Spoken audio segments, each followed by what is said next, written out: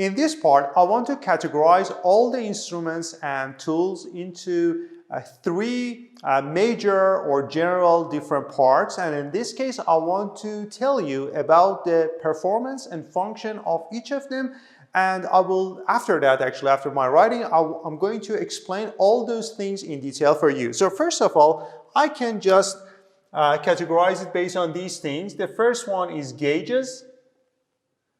The second one is transmitters. And then we have switch. Now I'm going to elaborate all these things to you, and it means how we can just use them based on their performance and function. The first one, gauge. It's a type of tool or instrument that just measures something mechanically. It means that there is no signal, or there is no wire, or I don't know, there's no things for that to transfer the signals to somewhere else. It is just installed at a site, at a specific place, and after that it shows something mechanically. In broad terms, I can just tell you that it has just some kind of pointer, and based on the changes of the fluids related to physical parameters of fluids such as pressure, temperature, and things like that, the pointer is gonna actually move forward or backward. For elaborating, I'm just writing something for you. Sorry, I'm not really good at painting actually, but I can just write something here for you. It has just a pointer, as I told you, and it shows, at the site, at that location, what's the parameter is. So, next one, transmitter, is similar to the gauges based on, its measurement and showing the amount. I mean, it's a kind of, system, or it's a kind of tool or instrument that can show and measure the amount of, physical parameter of a fluid.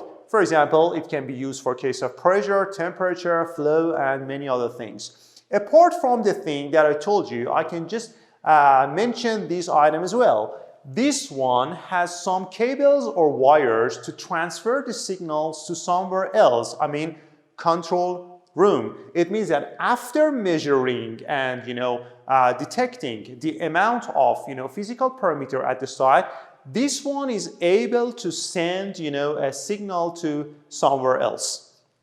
So let me just draw it in this case. As I told you before, it can, for example, have a display to show something. It has display, for example, in this case. And finally, it has, for example, some wires to send the signal to, for example, control room. Control room is a place where there are, for example, some control systems and monitors, computers, PCs to monitor and supervise all the things that happen at the site.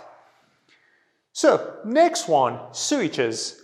These things are totally necessary and vital if you want to guarantee the protection and safety at your site. Just imagine there is a drum or there is a vessel in which, for example, you have some fluids such as crude oil or I don't know, other types of things. Just imagine this drum is going to be pressurized. So that's for sure. If the amount of pressure is more than the tolerance of the vessel or drum, that's for sure the drum is going to be exploded. So, but we do not really want to do this one at the site because it's really dangerous to happen. So for sure we need to have some switches for case of protection, which are always used and installed at the top of the vessel or drum. That's for sure they have some types of set points. Just imagine, for example, 10 bar, and that's for sure when the service pressure is going to be reached to 10 bar, you can find an alarm from this device which is sent to control system, and in this case the operators will be notified or will be announced or will be alerted about the things that happen at the site. In this case, they can, have, their related reaction to these things. I don't know, maybe in this case, you can imagine a valve which has been, installed at the outlet of the vessel. It's going to be open and depressurize the amount of pressure at the vessel. So it's so important to be used, and in the project. So let me just draw something here for you. It's just imagine it's a switch. There have, some wires again. And again, let me just change my color. Write some things in red color. We have signal. And that's for sure. It's going to be transferred to the control room to notify and announce operator about the things that happen, at the site. So back to the things and, compare all these three items with each other. You can find that, gauge doesn't have any signal, as I told you before, because, it is just measured mechanically, but these two things have some signals. Maybe one of the most important questions that may shape for you here is that, okay, what's the signal? It means that how we can transfer the related data of these devices into control room.